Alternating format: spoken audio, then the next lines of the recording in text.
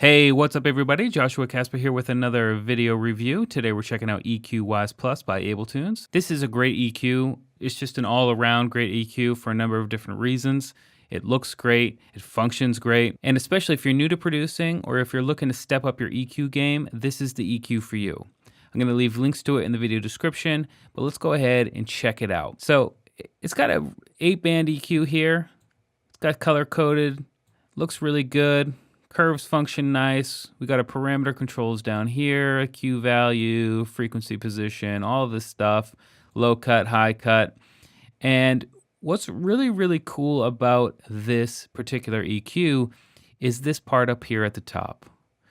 So like I was saying before, if you're looking to step up your EQ game or if you're just new to production, this is going to help you out because it's got these helpful titles up here for each one of these columns, and then when you're in that section, the whole section lights up to show you the frequency range that will give you crunch, for example, or the frequency range that will give you air, or if you want to remove some mud or add warmth or get rid of that subby bassy low rumble.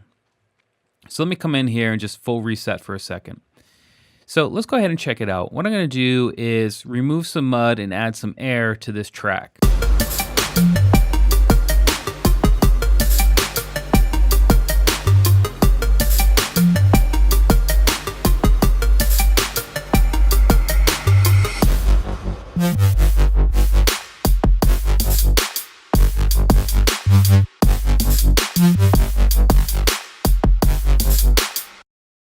So you see that? Now I'm only putting a little bit in there because I don't like to go too crazy, but just to show you, let's go ahead and really get rid of that mud and boost that air and see what it sounds like.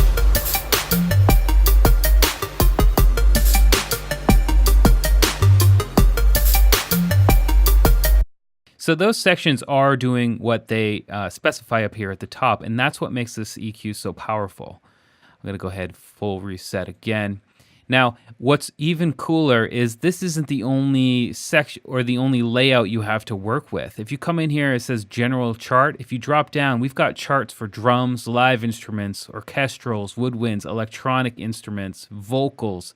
So let's go ahead and click on vocal. You see that the chart up here has changed, and so does the columns that light up. So if I'm looking for nasality or presence or clarity, you know, I just got to move my node and boost or cut as desired. But these are very helpful guides to just get in so you're not, you know, seeing a blank screen right here and have no idea where to start. This is really helpful.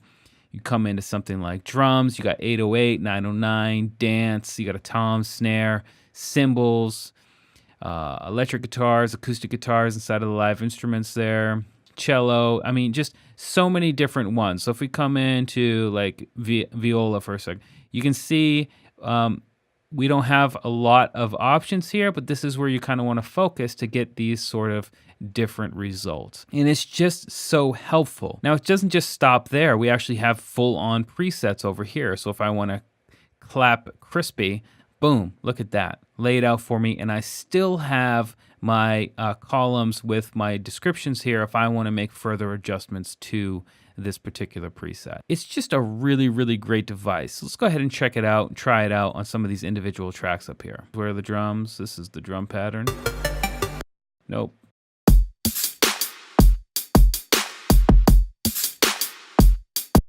Drop it on those drums, and let's come into a different chart and go to drums, and let's choose, in fact, because it's a drum loop, we might want to stick with the general. Let's check out the general chart too.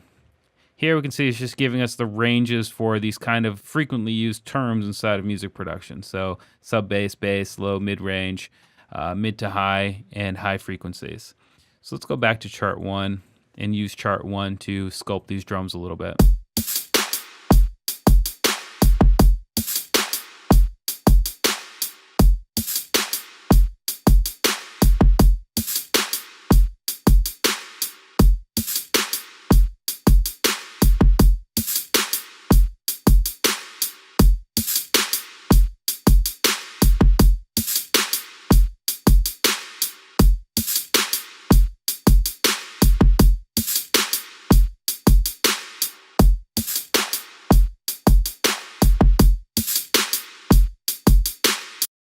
So, I mean, I think it sounds better now. I got rid of this honk. I don't necessarily know what honk means, but I know there's probably something in this frequency range that I can get rid of. And another quick tip, just go ahead 100% boost or 100% cut so you get a clear understanding of what's being manipulated or modified by the frequency note, and then dial back into, where it sounds best. But if you're not really sure what's going on, then it's kind of difficult to make correct decisions. You know what I'm saying? So what I like to do when I don't know, like for example, what honk is I just went ahead and cut the whole thing just so I could hear what was going on, and then maybe roll back on it so I don't get rid of too much of that frequency space.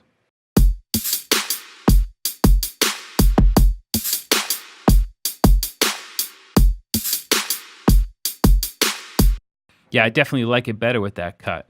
And now I might not ever get in there and get rid of that frequency range without this guide leading me there. That's what's so cool about EQ Wise Plus. So anyway, that was a quick look at the EQ Wise Plus and why I think it's super dope, especially if you're a beginning producer or trying to step up your EQ game. These charts up here in this like highlighted section really help you hone in on what can be and should be tweaked one way or another. Anyway, Joshua Casper, I hope you learned something. We'll see you next time.